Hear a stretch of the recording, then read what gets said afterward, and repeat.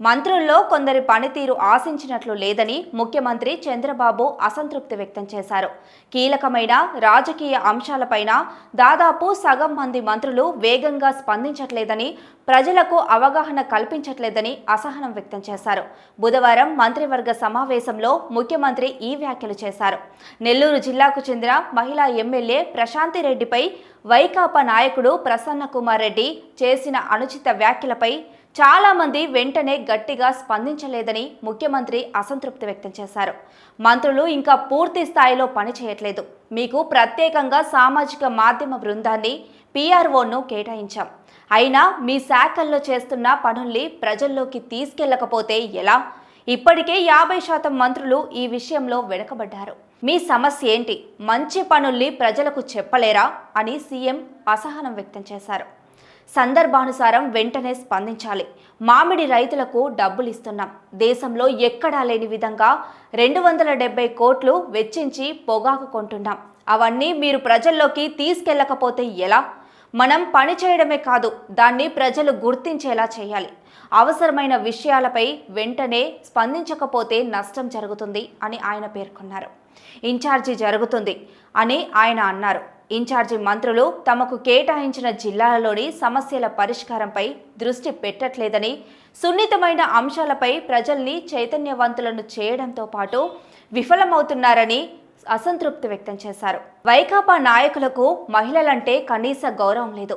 MLA ప్రశాంతిరెడ్డిపై Vaikapa నాయకుడు అంత అసభ్యకరంగా మాట్లాడమే కాకుండా సిగ్గు లేకుండా దాన్ని సమర్థించుకున్నారు. అలాంటి వ్యక్తిని వైకాపా నాయకులు వెనకేసుకుని వస్తున్నారు. మహిళలు మనోధైర్యం కోల్పోయి బయటకు రాకుండా చేయడమే వారి దాడుల వెనుక లక్ష్యం. కాంగ్రెస్ ప్రధాన ప్రతిపక్షం ఉన్నప్పుడు అనేక అంశాలపై విమర్శలు, ప్రతి విమర్శలు వచ్చేవి. కానీ అవి హద్దు దాటకుండా బాధ్యతాయుతంగా ఉండేవి. ప్రస్తుతం వైకాపా నాయకుడి విధ్వంసకర విధానాలు, కుట్రలు చూస్తుంటే ఇలాంటి వాళ్లతోనా మనం రాజకీయం చేయాల్సి వస్తుందన్న బాధ కలుగుతుంది అని చంద్రబాబు వ్యాఖ్యానించారు.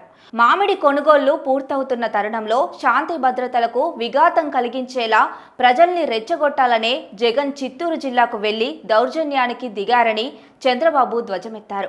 తోతాపురి మామిడిని చుట్టుపక్కల రాష్ట్రాల్లో ఎక్కడా లేని విధంగా కొనుగోలు చేయించాం. రైతులకు కిలోకి 4 చొప్పున సాయం చేశాం. కొనుగోలు 80% పూర్తయ్యాక ఇప్పుడు జగన్ బంగారుపాళ్యం వెళ్లి హడావిడి చేశారు. వైకాపాకు చెందిన రైతు పొలం నుంచి మామిడికాయ తెప్పించి ఆయనే రోడ్డుపై పోయించారు. ఆయనే వాటిని చూపిస్తూ గోల చేశారు.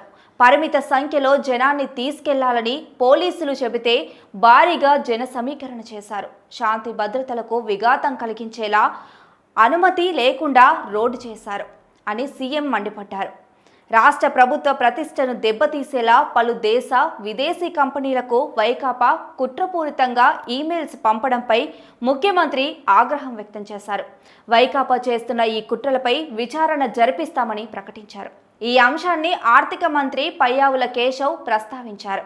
ఏపీ MDC బాండ్లలో పెట్టుబడులు పెట్టొద్దని ఏకంగా 200 దేశ, విదేశీ కంపెనీలకు వైకాపా తమ పార్టీ సానుభూతి పరుడితో తప్పుడు మెయిల్లు పంపించిందని ఆధారాలతో ఆయన వివరించారు.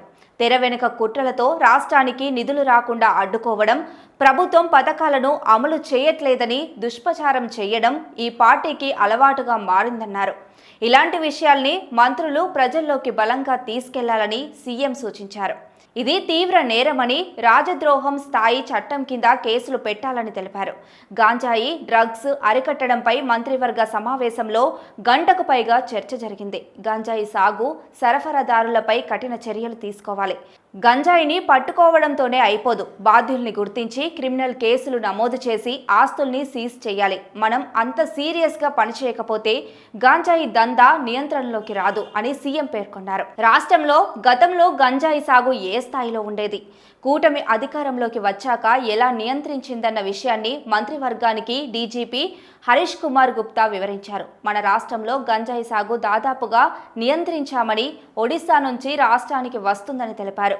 దాన్ని నియంత్రించేందుకు అన్ని మార్గాలను పరిశీలించాలని సీఎం ఆదేశించారు. పలు రకాల డ్రగ్స్ వివిధ రూపాల్లో వస్తుందని, దానిపైన సీరియస్గా దృష్టి పెట్టాలని ఉప ముఖ్యమంత్రి పవన్ కళ్యాణ్ సూచించారు.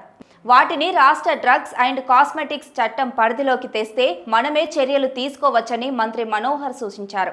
సాధ్య అసాధ్యాలను పరిశీలించి ముసాయిదా బిల్లు రూపొందించాలని అధికారులను సీఎం ఆదేశించారు. విద్యార్థుల వసతి గృహాల్లో ఆహార, నీటి కల్తీని నియంత్రించాలని, వర్షాకాలంలో అతిసారం వంటివి రాజధాని మలివిడత భూ సమీకరణలపై ఆ ప్రాంతంలోని కొందరు రైతుల నుంచి అభ్యంతరాలు వస్తున్నాయని మంత్రి మనోహర్ ప్రస్తావించినట్లు తెలిసింది. కళ్యాణ్ జోక్యం చేసుకుంటూ తనను కలిసిన కొందరు రైతులు కూడా దీనిపై అభ్యంతరం వ్యక్తం చేశారని తెలిపారు. రాజధానిని ప్రపంచ స్థాయి నగరంగా తీర్చిదిద్దే క్రమంలో అంతర్జాతీయ విమానాశ్రయం, స్పోర్ట్స్ సిటీ వంటి వాటి ఏర్పాటుకు, మలివిడత భూమి సమీకరణకు వెళుతున్నామని, దానివల్ల రైతులకు చేకూరే ప్రయోజనాన్ని వారికి అర్థమయ్యేలా మంత్రులు వివరించి చెప్పాలని సీఎం పేర్కొన్నారు. రాష్ట్రంలో కూటమి అధికారంలోకి వచ్చిన ఈ ఏడాది కాలంలో నిత్యావసరాల ధరల్ని గణనీయంగా నియంత్రించామని ముఖ్యమంత్రి పేర్కొన్నారు. దీనిపై ఏర్పాటు చేసిన మంత్రివర్గ ఉపసంఘం బాగా పనిచేసిందని కితాబు ఇచ్చారు.